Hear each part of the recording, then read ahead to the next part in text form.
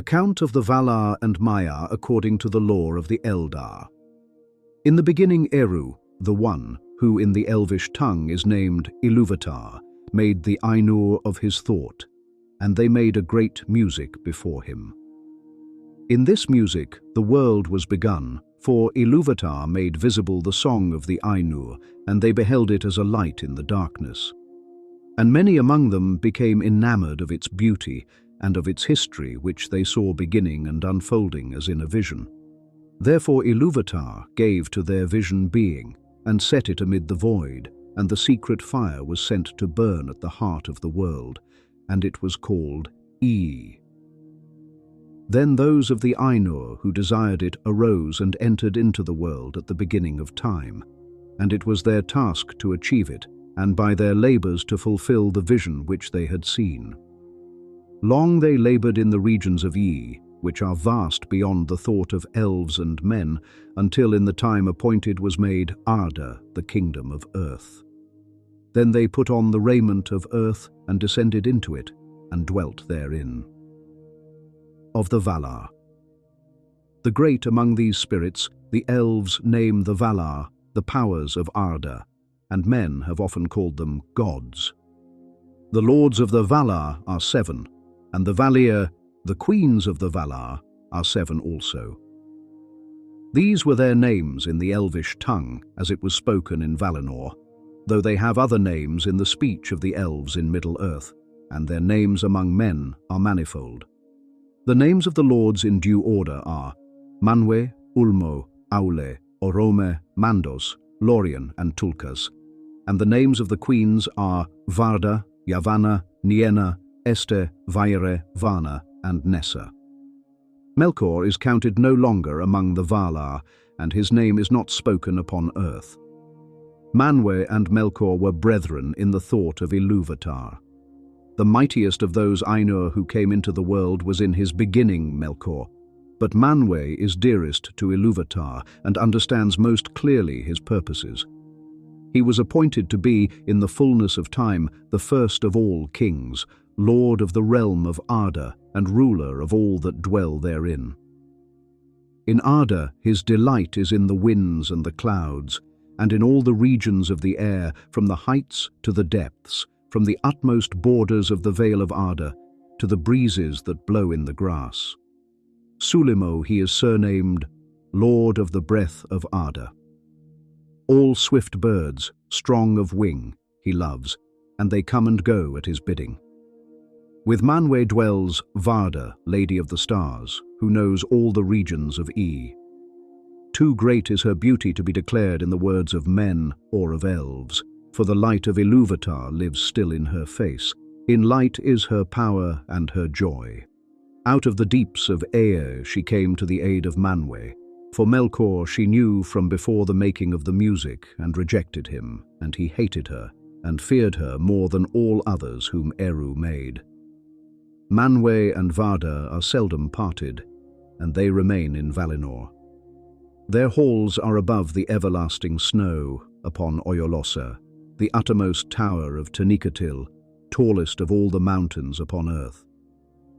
When Manwë there ascends his throne and looks forth, if Varda is beside him, he sees further than all other eyes, through mist and through darkness, and over the leagues of the sea. And if Manwë is with her, Varda hears more clearly than all other ears the sound of voices that cry from east to west, from the hills and the valleys, and from the dark places that Melkor has made upon earth. Of all the great ones who dwell in this world, the elves hold Varda most in reverence and love. Elbereth they name her, and they call upon her name out of the shadows of Middle-earth, and uplift it in song at the rising of the stars. Ulmo is the Lord of Waters. He is alone. He dwells nowhere long, but moves as he will in all the deep waters about the earth or under the earth. He is next in might to Manwë, and before Valinor was made he was closest to him in friendship. But thereafter he went seldom to the councils of the Valar, unless great matters were in debate. For he kept all Arda in thought, and he has no need of any resting place. Moreover, he does not love to walk upon land, and will seldom clothe himself in a body after the manner of his peers. If the children of Eru beheld him, they were filled with a great dread. For the arising of the king of the sea was terrible, as a mounting wave that strides to the land, with dark helm foam-crested and raiment of mail shimmering from silver down into shadows of green. The trumpets of Manwë are loud, but Ulmo's voice is deep as the deeps of the ocean, which he only has seen. Nonetheless, Ulmo loves both elves and men, and never abandoned them, not even when they lay under the wrath of the Valar. At times he win come unseen to the shores of Middle-earth, or pass far inland up. Firths of the sea, and there make music upon his great horns, the Ulumuri, that are wrought of white shell. And those to whom that music comes hear it ever after in their hearts, and longing for the sea never leaves them again. But mostly Ulmo speaks to those who dwell in Middle-earth with voices that are heard only as the music of water. For all seas, lakes, rivers, fountains, and springs are in his government, so that the elves say that the spirit of Ulmo runs in all the veins of the eight world. Thus news comes to Ulmo, even in the deeps, of all the needs and griefs of Arda, which otherwise would be hidden from Manwë. Aulë has might little less than Ulmo. His lordship is over all the substances of which Arda is made. In the beginning he wrought much in fellowship with Manwë and Ulmo, and the fashioning of all lands was his labour. He is a smith and a master of all crafts, and he delights in works of skill, however small, as much as in the mighty building of old. His are the gems that lie deep in the earth, and the gold that is fair in the hand, no less than the walls of the mountains and the basins of the sea. The Noldor learned most of him, and he was ever their friend. Melkor was jealous of him, for Aulë was most like himself in thought and in powers, and there was long strife between them, in which Melkor ever marred or undid the works of Aulë, and Aulë grew weary in repairing the tumults and disorders of Melkor. Both, also, desired to make things of their own that should be new and unthought of by others, and delighted in the praise of their skill. But Aulë remained faithful to Eru, and submitted all that he did to his will. And he did not envy the works of others, but sought and gave counsel.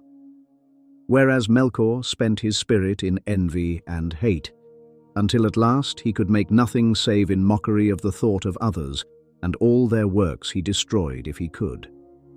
The spouse of Aulë is Yavanna, the giver of fruits.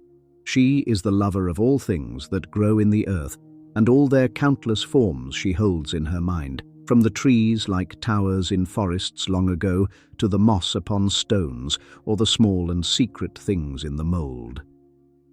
In reverence, Yavanna is next to Varda among the queens of the Valar. In the form of a woman she is tall and robed in green, but at times she takes other shapes. Some there are who have seen her standing like a tree under heaven, crowned with the sun, and from all its branches there spilled a golden dew upon the barren earth, and it grew green with corn. But the roots of the tree were in the waters of Ulmo, and the winds of Manwë spoke in its leaves. Kementari, queen of the earth, she is surnamed in the Eldarin tongue. The Feanturi, masters of spirits, are brethren, and they are called most often Mandos and Lorien. Yet these are rightly the names of the places of their dwelling, and their true names are Namo and Irmo. Namo the Elder dwells in Mandos, which is westward in Valinor. He is the keeper of the houses of the dead, and the summoner of the spirits of the slain. He forgets nothing, and he knows all things that shall be, save only those that lie still in the freedom of Ilúvatar. He is the doomsman of the Valar, but he pronounces his dooms and his judgments only at the bidding of Manwë. Vaire the weaver is his spouse, who weaves all things that have ever been in time into her storied webs, and the halls of Mandos that ever widen as the ages pass are clothed with them. Ulmo the Younger is the master of visions and dreams. In Lorien are his gardens in the land of the Valar, and they are the fairest of all places in the world, filled with many spirits. Esther, the gentle healer of hurts and of weariness, is his spouse. Grey is her raiment, and rest is her gift. She walks not by day, but sleeps upon an island in the tree-shadowed lake of Lorelin. From the fountains of Ulmo and Esther, all those who dwell in Valinor draw refreshment, and often the Valar come themselves to Lorien, and there find repose and easing of the burden of Arda. Mightier than Esther is Nienna, sister of the Feanturi. She dwells alone. She is acquainted with grief, and mourns for every wound that Arda has suffered in the marring of Melkor. So great was her sorrow as the music unfolded, that her song turned to lamentation long before its end, and the sound of mourning was woven into the themes of the world before it began. But she does not weep for herself, and those who hearken to her learn pity and endurance in hope. Her halls are west of west, upon the borders of the world, and she comes seldom to the city of Valimar, where all is glad. She goes rather to the halls of Mandos, which are near to her own, and all those who wait in Mandos cry to her, for she brings strength to the spirit and turns sorrow to wisdom. The windows of her house look outward from the walls of the world. Greatest in strength and deeds of prowess is Tulkas, who is surnamed Astaldo, the Valiant. He came last to Arda to aid the Valar in the first battles with Melkor. He delights in wrestling and in contests of strength, and he rides no steed, for he can outrun all things that go on feet, and he is tireless. His hair and beard are golden, and his flesh ruddy. His weapons are his hands. He has little heed for either the past or the future, and is of no avail as a counsellor, but is a hardy friend. His spouse is Nessa, the sister of Orome, and she also is lithe and fleet-footed. Deer she loves, and they follow her train whenever she goes in the wild, but she can outrun them, swift as an arrow with the wind in her hair. In dancing she delights, and she dances in Valimar on lawns of never-fading green. Orome is a mighty lord. If he is less strong than Tulkas, he is more dreadful in anger, whereas Tulkas laughs ever, in sport or in war, and even in the face of Melkor he laughed in battles before the elves were born. Orome loved the lands of Middle-earth, and he left them unwillingly and came last to Valinor. And often of old he passed back east over the mountains, and returned with his host to the hills and the plains. He is a hunter of monsters and fell beasts, and he delights in horses and in hounds, and all trees he loves, for which reason he is called Alderon, and by the Sindar Tauron, the lord of forests. Nahar is the name of his horse, white in the sun and shining silver at night. The Valaroma is the name of his great horn, the sound of which is like the upgoing of the sun in scarlet, or the sheer lightning cleaving the clouds. Above all the horns of his host, it was heard in the woods that Yavanna brought forth in Valinor, for there Orome would train his folk and his beasts for the pursuit of the evil creatures of Melkor. The spouse of Orome is Vana, the ever-young. She is the younger sister of Yavanna.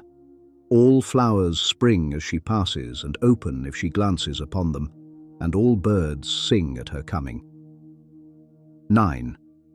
These are the names of the Valar and the Valier, and here is told in brief their likenesses, such as the Eldar beheld them in Aman. But fair and noble as were the forms in which they were manifest to the children of Ilúvatar, they were but a veil upon their beauty and their power. And if little is here said of all that the Eldar once knew, that is as nothing compared with their true being, which goes back into regions and ages far beyond our thought. Among them, 9 were of chief power and reverence, but 1 is removed from their number, and 8 remain, the Aratar, the High Ones of Arda, Manwë and Varda, Ulmo, Yavanna and Aulë, Mandos, Nienna and Orome. Though Manwë is their king and holds their allegiance under Eru, in majesty they are peers, surpassing beyond compare all others, whether of the Valar and the Maiar, or of any other order that Ilúvatar has sent into Ea. Of the Maiar. With the Valar came other spirits, whose being also began before the world, of the same order as the Valar, but of less degree. These are the Maiar, the people of the Valar, and their servants and helpers. Their number is not known to the elves, and few have names in any of the tongues of the children of Ilúvatar. For though it is otherwise in Aman in Middle-earth, the Maiar have seldom appeared in form visible to elves and men. Chief among the Maiar of Valinor, whose names are remembered in the histories of the elder days, are Ilmare, the handmaid of Varda, and Eönwë, the banner-bearer and herald of Manwë, whose might in arms is surpassed by none in Arda. But of all the Maiar, Oser and Uinen are best known to the children of Ilúvatar. Oser is a vassal of Ulmo, and he is master of the seas that wash the shores of Middle-earth. He does not go in the deeps, but loves the coasts and the isles, and rejoices in the winds of Manwë. For in storm he delights, and laughs amid the roaring of the waves. His spouse is Uinen, the Lady of the Seas, whose hair lies spread through all waters under sky.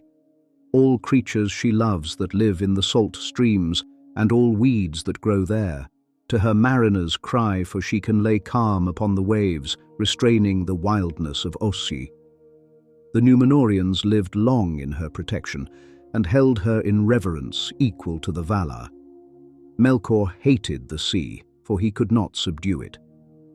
It is said that in the making of Arda, he endeavored to draw Ossi to his allegiance, promising to him all the realm and power of Ulmo if he would serve him. So it was that long ago there arose great tumults in the sea that wrought ruin to the lands. But Uinen, at the prayer of Aulë, restrained Oser and brought him before Ulmo, and he was pardoned and returned to his allegiance, to which he has remained faithful, for the most part. For the delight in violence has never wholly departed from him, and at times he will rage in his willfulness without any command from Ulmo his lord. Therefore those who dwell by the sea or go up in ships may love him, but they do not trust him. Melian was the name of a Maiar who served both Varna and Esther. She dwelt long in Lórien, tending the trees that flower in the gardens of Ulmo ere she came to Middle-earth. Nightingales sang about her wherever she went. Wisest of the Maiar was Olorin. He too dwelt in Lórien, but his ways took him often to the house of Nienna, and of her he learned pity and patience. Of Melian much is told in the Quenta Silmarillion, but of Olorin that tale does not speak. For though he loved the elves, he walked among them unseen or in form as one of them, and they did not know whence came the fair visions or the promptings of wisdom that he put into their hearts. In later days he was the friend of all the children of Ilúvatar, and took pity on their sorrows, and those who listened to him awoke from despair and put away the imaginations of darkness. Of the enemies last of all is set the name of Melkor, he who arises in might. But that name he has forfeited, and the Noldor, who among the elves suffered most from his malice, will not utter it, and they name him Morgoth, the dark enemy of the world. Great might was given to him by Ilúvatar, and he was coeval with Manwë. In the powers and knowledge of all the other Valar he had part, but he turned them to evil purposes and squandered his strength in violence and tyranny. For he coveted Arda and all that was in it, desiring the kingship of Manwë and dominion over the realms of his peers. From splendor he fell through arrogance to contempt for all things save himself, a spirit wasteful and pitiless. Understanding, he turned to subtlety in perverting to his own will all that he would use until he became a liar without shame. He began with the desire of light, but when he could not possess it for himself alone, he descended through fire and wrath into a great burning, down into darkness. And darkness he used most in his evil works upon Arda, and filled it with fear for all living things. Yet so great was the power of his uprising that in ages forgotten he contended with Manwë and all the Valar, and through long years in Arda held dominion over most of the lands of the earth. But he was not alone. For of the Maiar many were drawn to his splendor in the days of his greatness, and remained in that allegiance down into his darkness. And others he corrupted afterwards to his service with lies and treacherous gifts. Dreadful among these spirits were the Valaquenta, the scourges of fire that in Middle-earth were called the Balrogs, demons of terror. Among those of his servants that have names, the greatest was that spirit whom the Eldar called Sauron, or Gorthor the Cruel. In his beginning he was of the Maiar of Aulë, and he remained mighty in the lore of that people. In 10, all the deeds of Melkor the Morgoth upon Arda, in his vast works and in the deceits of his cunning, Sauron had a part, and was only less evil than his master, in that for long he served another, and not himself. But in after years he rose like a shadow of Morgoth, and a ghost of his malice, and walked behind him, on the same ruinous path down into the void. Here ends the Valaquenta,